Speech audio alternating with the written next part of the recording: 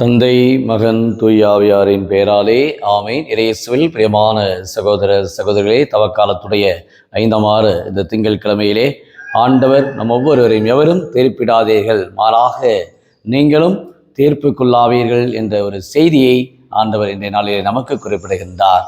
காரணம், இன்றைய முதல் வாசகத்திலே தானியேல் புத்தகத்திலிருந்து எடுக்கப்பட்டிருக்கிறது. அந்த மாசற்ற சூசன்னா, அந்த முதியவர்கள் இருவர் இவரை ஒரு விபச்சார பெண்ணாக இவரை தீர்ப்பிட்டு கொண்டிருக்கிறார்கள். அப்போது ஒவ்வொருவரையும் தனியாக அழைக்கிறார். ஒருவர் விலாமரத்தடியிலே நான் சூசன்னாவை பார்த்தேன் என்று சொல்லுகின்றார். இன்னொருவரை தனியாக அந்த முதியவர்களை கேட்கிற பொழுது அவர் கருவாளி மரத்திலே நான் அவரை கண்டேன் என்று சொல்லுகிறார். மாறி மாறி பொய்க் குற்றத்தை அவர்கள் சுமத்துகின்றார்கள். கடைசியாக அந்த சூசன்னாவுக்கு ஒரு நீதி கிடைக்கின்றது. அதே வேளையிலே நற்செய்தியிலே நாம் பார்க்கிறோம், விபச்சார பெண்ணை யோவான் நற்செய்தி 8ஆம் அதிகாரத்திலே கொண்டு வந்து நிறுத்துகின்றார்கள். இயேசு கூறுகின்றார், உங்களில் பாவம் இல்லாதவன் முதல் கல்லை ஏறியட்டும் என்று சொல்லுகிறார். கூட்டமாக வந்திருக்கிறார்கள். எப்படியாவது இந்த பெண்ணை யூத சட்டத்தின்படி கல்லால் எரிந்து கொள்ள வேண்டும் என்ற ஒரு நோக்கத்தோடு அந்த இயேசு இடத்துல என்ன செய்வார்? இயேசு ஒரு யூத சட்டத்தை கடைபிடிப்பாரா பார்ப்போம் என்று இயேசுவை சோதிக்க அவர்கள் இந்த கேள்வியை கேட்கின்றார்கள்.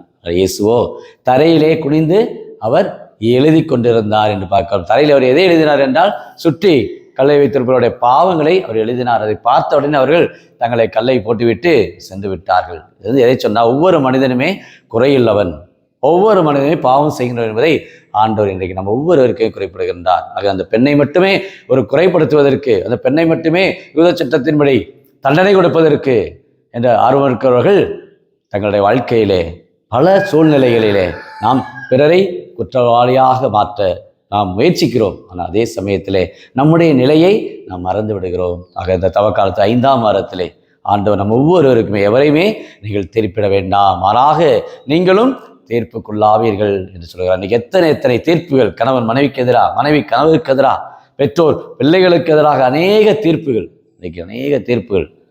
நம்முடைய வாழ்வை சிந்திப்போம். உறவை இன்றைக்கு இழந்து நிற்கின்றோம். ஆண்டவரிடத்தில் நம்ம ஒப்புக் கொடுப்போம்.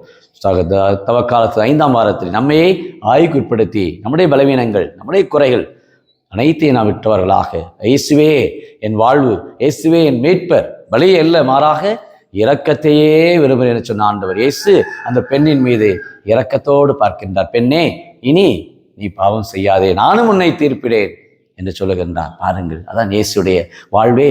எல்லோரும் மனம் திரும்பி நற்செய்தியை நம்பி எல்லோருமே மீட்பு பெற வேண்டும் என்பதுதான் இயேசுடைய திட்டம். அந்த மீட்பு பாதையிலே, அதுவும் இந்த பாஸ்கா விழாவுக்கு ஆயத்தப்படுத்திக் கொண்டிருக்கிற இந்த நாட்களிலே 5ஆம் வாரத்திலே ஆண்டவரிடத்தில் நம்ம ஒப்புக் கொடுப்போம். நம்முடைய உறவை, நம்முடைய வாழ்வை ஆண்டவருடைய கரங்களில் ஒப்புக் கொடுத்து இந்த நாள் ஒரு இனிய நாளாக இருக்க ஆண்டவரிடத்தில் ஜெபிப்போமா? அன்பின் பரலோக பிதாவே, அப்பா இயேசுவே, அருமையான இந்த நாளுக்காக நன்றி கூறுகிறோம். இதனால் ஒவ்வொருவருமே நம்முடைய அன்புக்குரியவர்கள், நாங்கள் ஒவ்வொருவருமே நம்முடைய வாழ்வுக்குரியவர்கள் என்பதை வெளிப்படுத்துவீராக. நாங்கள் எப்பொழுதுமே பிறரை அறிவோடு பார்க்க, இரக்கத்தோடு பார்க்க, குற்றம் செய்தவர்களை நாங்கள் மன்னித்து ஏற்றுக்கொள்ளக்கூடிய ஒரு மனப்பாங்கும் இன்றைக்கு குடும்பத்தில் அநேக பேர் ஒருவரை மற்றதை குறைப்படுத்தி, குற்றப்படுத்தி இன்றைக்கு உறவை இழந்து, அமைதி இழந்திருக்கிற அநேக குடும்பத்தார் தங்களுடைய வாழ்க்கையில் மீண்டும் சேர முடியாமல் தங்களுடைய பிள்ளைகளோடும், தன்னுடைய கணவரோடும், தன்னுடைய மனைவியோடும், தன்னுடைய உறவுக்காரர்களோடும், பந்தக்காரோடும் மீண்டும் சேர முடியாமல் மன வருத்தத்திலும் மன அமைதியை இழந்து தவிக்கிற அநேக குடும்பத்தார் இந்த தவக்காலத்து 5ஆம் வாரத்திலே இணைந்து வருவோம். ஒருவரை ஏற்றுக்கொள்வோம். ஒவ்வொருவருடைய பலவீனங்களை மன்னிப்போம். தாராள உள்ளத்தோடு மன்னியுங்கள், மன்னிப்பு பெறுவீர்கள் என்பது போல, நாங்கள் பிறர் குற்றங்களை மன்னிப்பது போல இறைவா எங்கள் குற்றங்களை மன்னியும் என்று கேட்டது போல ஆண்டவரிடத்திலே நாம் எப்பொழுதுமே தாராள உள்ளத்தோடும் அன்பு உள்ளத்தோடு நாம் உறவோடு வாழ தேவையான கிருபை ஆண்டவர் இந்த ஒவ்வொருவருக்கும் கொடுத்து யூடியூப்ல ஜெபிக்கிற அநேக குடும்பத்தார் இந்த திங்கட்கிழமையிலே ஆண்டவருடைய அன்பும், அருளும், இரக்கமும், சமாதானமும் ஒவ்வொருவரையும் நிறைவு செய்கின்ற நம்பிக்கையிலே கொடுக்கிற ஜெப வேண்டுதலை கேட்டு வழிபடுமாறு எங்கள் ஆண்டவராகிய கிறிஸ்து வழியாக உம்மை மன்றாடுகிறோம். ஆமேன்.